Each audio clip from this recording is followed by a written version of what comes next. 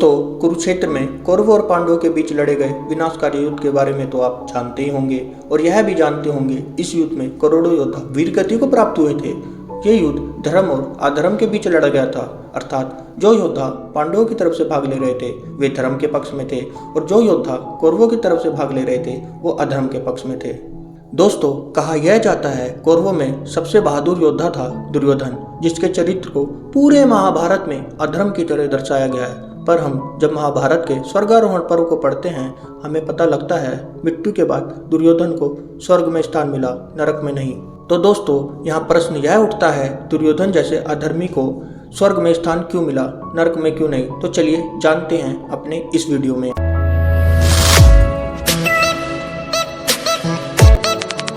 दोस्तों, महाभारत में स्वर्गारोहण कथा के अनुसार कुरुक्षेत्र के युद्ध में विजय होने के बाद युधिष्ठिर ने 36 साल तक हस्तिनापुर पर राज किया था। इसके बाद जब भगवान श्री कृष्ण ने अपना देह त्याग दिया तो महाराज युधिष्ठिर समझ गए कि अब उन लोगों को भी पृथ्वी से जाने का समय आ गया है। दोस्तों, तब वह अपने चारों भाई और द्रौपदी सहित स्वर्ग जाने को प्रस्थान कर गए।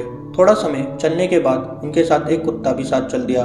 फिर पांचों पांडव और द्रौपदी कई तीर्थ होते हुए हिमालय पर्वत पहुंचे, जहां भगवान शिव ने उनको स्वर्ग का मार्ग बताया। दोस्तों, इसी क्रम में सबसे पहले द्रौपदी, फिर नकुल, सहदेव और उसके बाद अर्जुन, फिर भीम एक एक कर नीचे गिर गए। अंत में बचे युधिष्ठिर और उनके साथ चल रहा कुत्ता स्वर्ग के द्वार पर पहुंचे। वहां धर्मराज ने कुत्ते को रोक लिया। तब महाराज युधिष्ठिर बोले, हे प्रभु, मैं इस कुत्ते के बिना अंदर नहीं जा सकता। यह सुन वह कुत्ता, जो वास्तव में धर्मराज थे, अपने वास्तविक रूप में आ गए। इसके बाद महाराज युधिष्ठिर स्वर्ग पहुंचे। दोस्तों, वहां उन्होंने देखा दुर्योधन स्वर्ग के सारे सुख भोग रहा है। दुर्योधन को मिल रहे इतने मान सम्मान को देख महाराज युधिष्ठिर को क्रोध आ जाता है और वह बोले, हे देवताओं, जिनके कारण हमने अपने सभी सगे संबंधी को खोया, पूरी पृथ्वी को उजाड़ डाला, जो हमारी निर्दोष पत्नी राजकुमारी द्रौपदी को भरी सभा में घसीट लाया था, उस लोभी दुर्योधन के साथ रहकर मैं स्वर्ग के सुख नहीं भोग सकता। कृपया कर आप मुझे वहीं भेज दे जहाँ मेरे भाई हैं। दोस्तों, युधिष्ठिर की बात सुन नारद जी पहले तो हंसे और बोले, हे युधिष्ठिर, ऐसा ना बोलो। स्वर्ग में निवास करने पर पहले का विरोध शांत हो जाता है।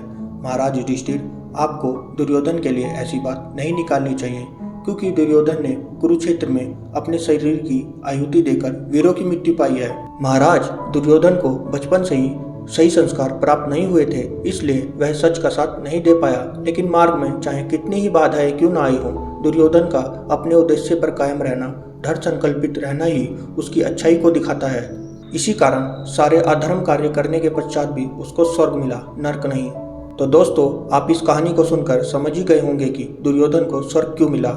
आपको हमारी यह कहानी कैसी लगी हमें कमेंट करके जरूर बताएं और ऐसे ही रोचक किस्सों को जानने के लिए आप हमारे चैनल को सब्सक्राइब करें। धन्यवाद।